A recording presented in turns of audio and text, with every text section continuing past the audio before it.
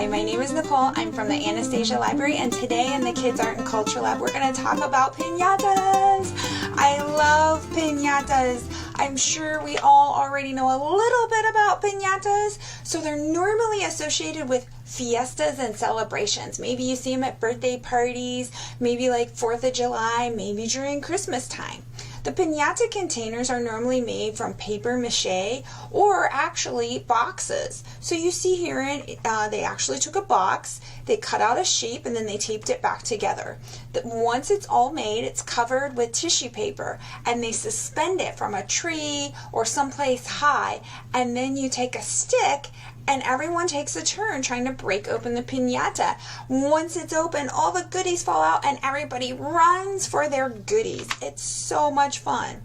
So the history of piñatas is actually a little complicated. Piñatas came from more than one place. So when you study them, you'll find piñatas originally came from China.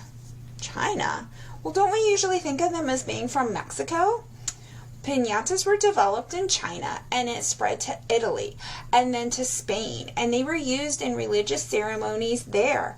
They were actually pots or ollas, and they were suspended, and they were used during the Christmas ceremonies and parades over there. The missionaries or Jesuits, they brought them to the Americas, and they tried to introduce the Native Americans piñatas. But when they got here, they found out that Mayans and Aztecs already had piñatas. During December, the god of war, Huitzilopochtli, he had a birthday celebration. It was huge, and his mother had a celebration around winter solstice. So it created many days of fiestas. During Huitzilopochtli's birthday, they would suspend a jar from a tall pole in the center of their open area, their congregation area. And people would be blindfolded, and they would take sticks and they would try to break open the jar. And it was a huge fun game that everyone would play. Usually when the jar would break open, there would be things in it like oranges and fruit, and everybody would come and run and get that. Well, you can't introduce something that's already here, but what the missionaries decided to do instead was they decided to take those birthdays, the birthday and the winter solstice, and replace it with the Christian celebration. So piñatas became really widely used in Las Posadas, which replaced those Aztec celebrations with the Christmas, the 12 days of Christmas. Now, of course, we all think of Mexico when we think of piñatas. This is a very traditional piñata, and it's a star. It has 7 points. Those points actually represent the 7 sins. Piñatas have been used in celebrations of some form or another, religious celebrations, for over 500 years. Now, recently, everyone just kind of grabbed the idea of piñatas, and we kind of use it for everything now because they're so much fun.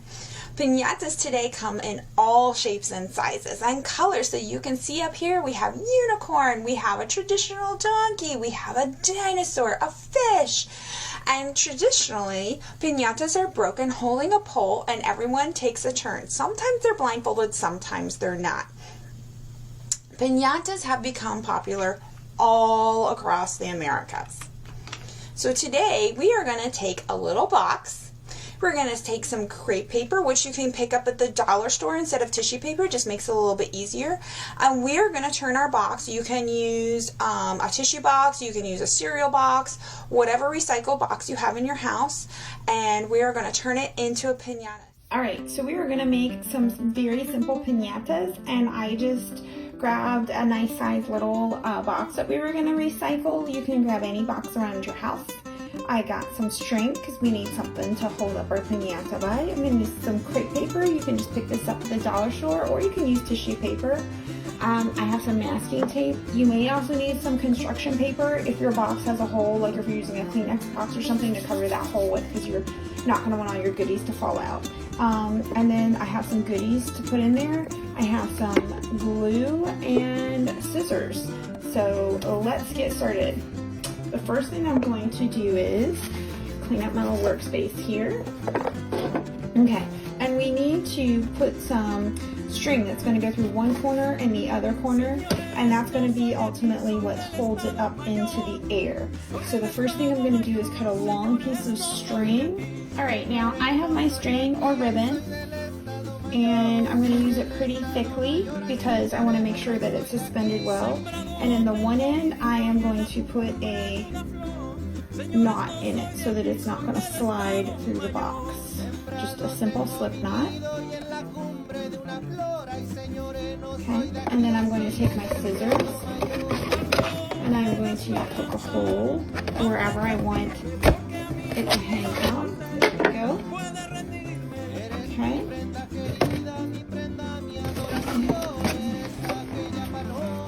Push those strings through there.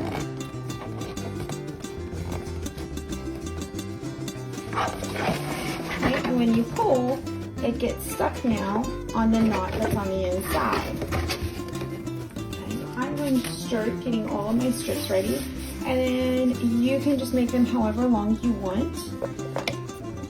Okay, I don't want them too long because I don't want mine to be too hard to work with. And I am just going to cut a whole bunch of them here so that I have them all ready to work with.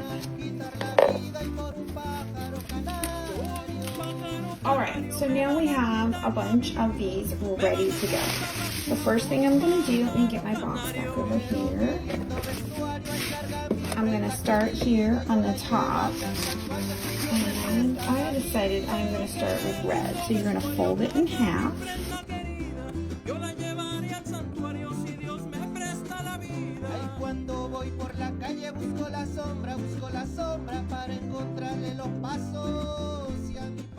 Alright, so we have everything, all of our strips cut up and fringed, and we are ready to start applying them. So I'm just going to use the glue, and I'm actually going to work by starting to cover the top first.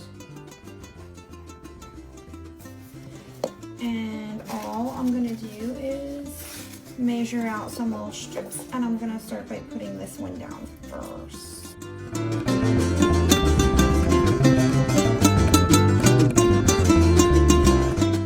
Alrighty, so nothing fancy on the top because it's going to be hanging and a lot of people aren't really going to be seeing it. So now I'll make these off to the side since you've seen them, and I'm going to start covering, starting at the top. And I'm just going to start working my way all the way around.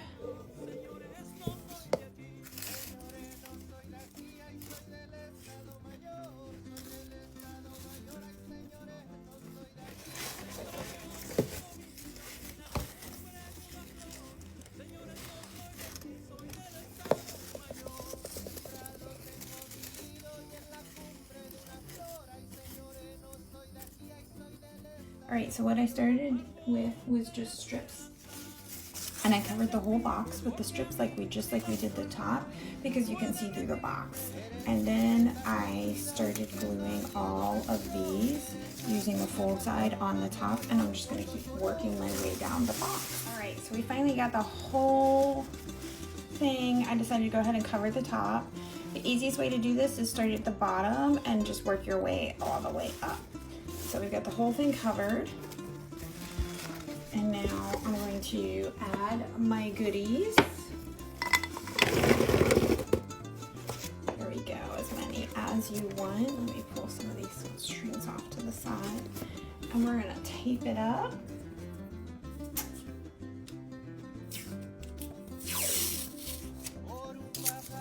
Make sure you tape it really good. If you have a hole, you're going to use a little bit of cardstock and some construction paper and just cover that up.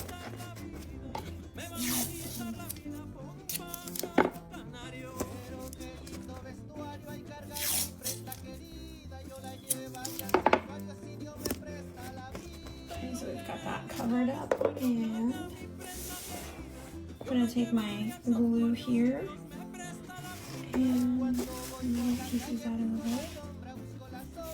I'm just gonna a mi paloma. Y eres mi prenda querida, mi prenda y mi adoración. Eres aquella paloma que voló, voló y voló.